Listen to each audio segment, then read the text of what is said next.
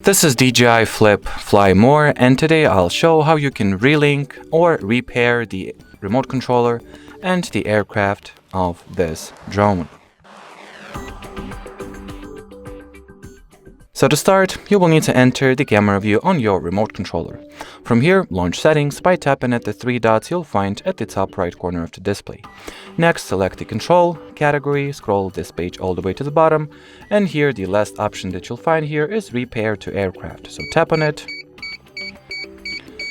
And now you'll need to press and hold the aircraft power button for 4 seconds to link remote controller. So let's do that. Here's the power button.